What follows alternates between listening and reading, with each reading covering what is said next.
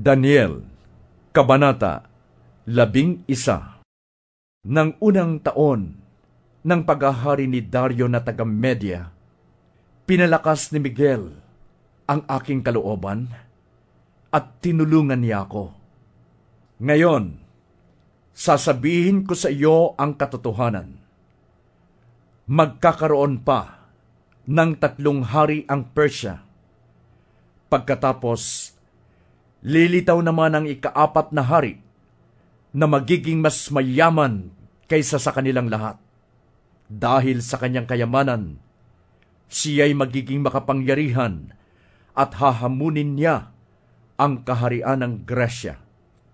Pagkatapos, lilitaw ang isa na namang makapangyarihang hari. Ito ay maghahari sa isang malawak na nasasakupan at gagawin niya ang anumang kanyang maibigan. Kapag naghahari na siya, mahahati sa 4 ang kanyang kaharian. Ngunit isa may walang mauuwi sa kanyang mga kaanak. Ang kaharian niya'y masasakop ng mga taga-ibang bayan.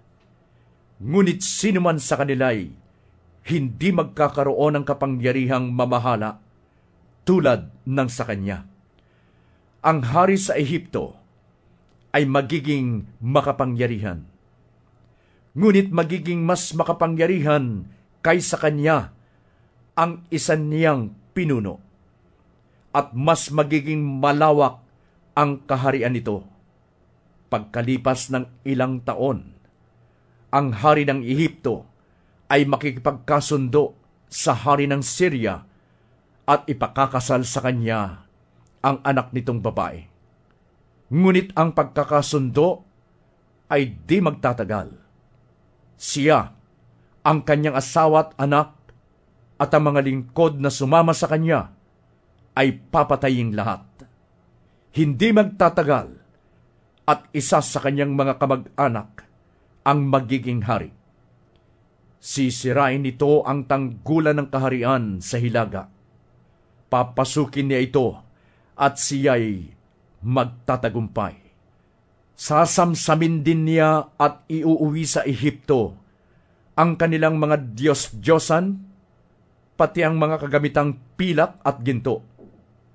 Pagkalipas noon, hindi na niya muling sasalakayin ang kaharian sa hilaga sa loob ng maraming taon. At sila naman ang sasalakayin ng mga taga-hilaga. Madadaig sila. Ngunit, babalik din ang mga iyon sa kanilang lupain. Ang mga anak ng hari ng Syria ay magtitipon ng maraming kawal at maghahanda sa pakikipagdigma. Parang baha na sasalakayin ng isa sa kanila ang tanggulan ng hari ng Ehipto.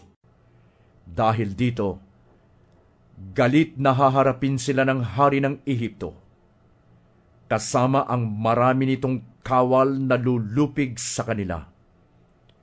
Bunga nito, magiging palalo ang hari ng Ehipto dahil sa libo-libong kawal na napatay niya, ngunit hindi magtatagal ang kanyang pagtatagumpay. Ang hari ng Syria ay muling magtatayo ng hukbo na mas malaki kaysa una nitong hukbo. Pagkalipas ng ilang taon, muli itong sasalakay, kasama ang mas maraming kawal na may dalang napakaraming kagamitang pandigma. Sa panahong iyon, marami ang maghihimagsik laban sa hari ng Ehipto, kabilang na ang mga kababayan mong mapupusok.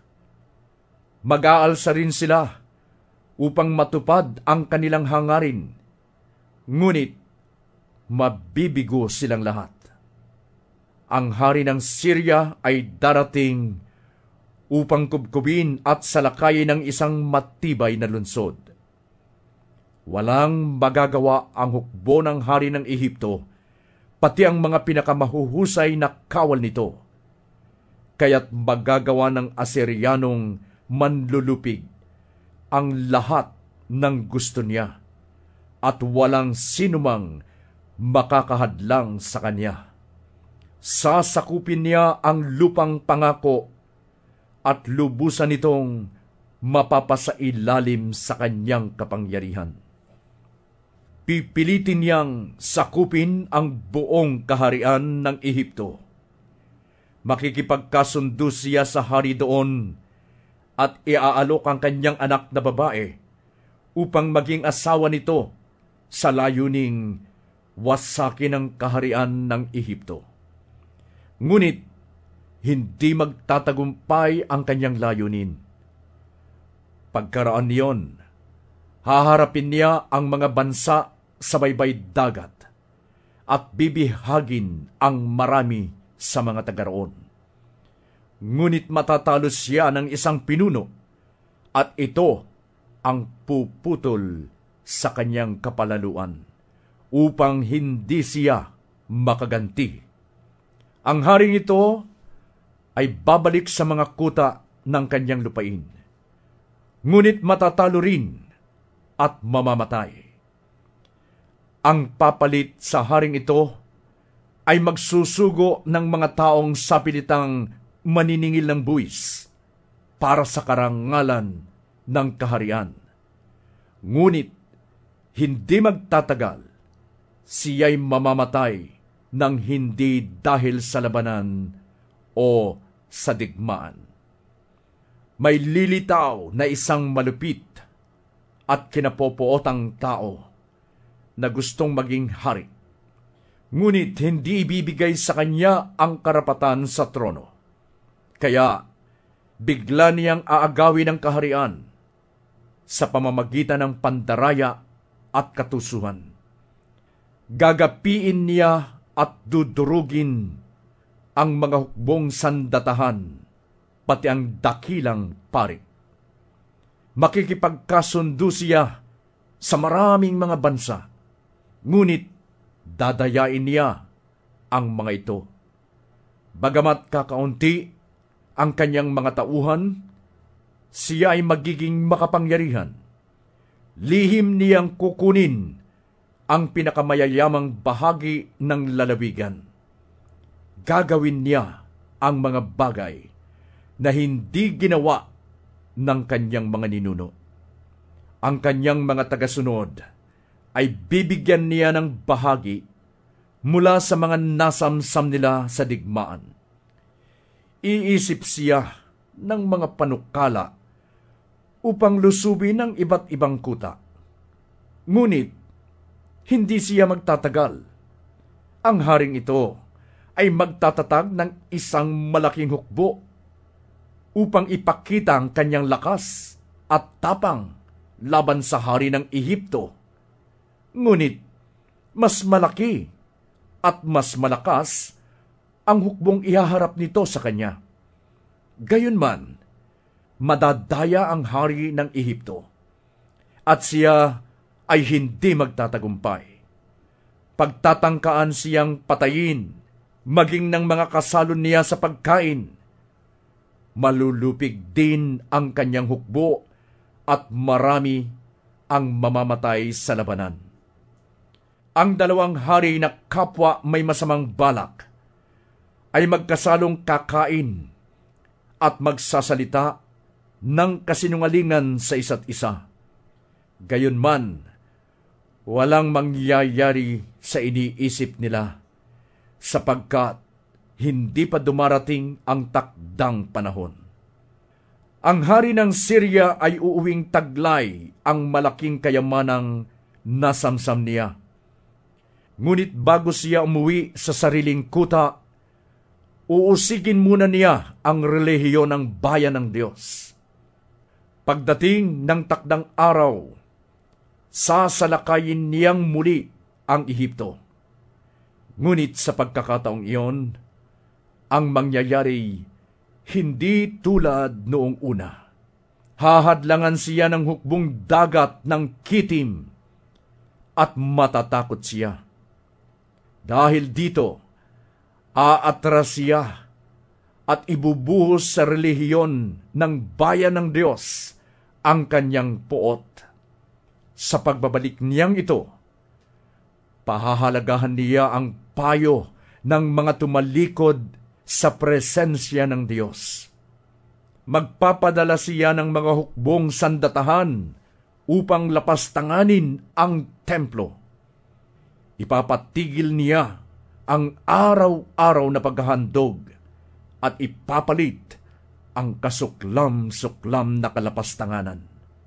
Aakitin niya sa pamamagitan ng panlilinlang ang mga Hudyong tumalikod sa kasunduan. Ngunit maninindigan ang mga nananatiling tapat sa kanilang Diyos. Tuturuan ng marurunong sa lupain ang mga tao, kahit na sa simula ay mamamatay ang iba sa kanila sa pamamagitan ng espada at apoy o mabihag at pagnakawan. Sa kanilang pagkatalo, may ilan lamang natutulong sa kanila, bagamat marami ang magkukunwaring kasama nila. Ilan sa marurunong ang nagbubuwis ng buhay upang ang mga nalabi sa kanila ay maging dalisay at malinis hanggang sa dumating ang takdang wakas. Gagawin ng hari ang kanyang magustuhan. Itataas niya ang kanyang sarili at gagawing higit kaysa alinmang Diyos. Hahamakin niya maging ang kataas-taasang Diyos. Magtatagumpay lamang siya habang hindi pa ibinubuhos ng Diyos ang kanyang puot, sapagkat kailangang maganap ang mga bagay na itinakda. Hindi niya pahahalagahan ang mga Diyos ng kanyang mga ninuno, ni ang sinasamba ng mga kababaihan. Sa katunayan, wala siyang pahahalagahang Diyos, sapagkat ipalalagay niyang higit siya sa lahat. Wala siyang kikilalaning Diyos, kundi ang Diyos na nagbabantay ng mga muog. Mag-aalay siya ng ginto, pilak, mamahaling bato, at mamahaling regalo sa Diyos na hindi kilala ng kanyang mga ninuno.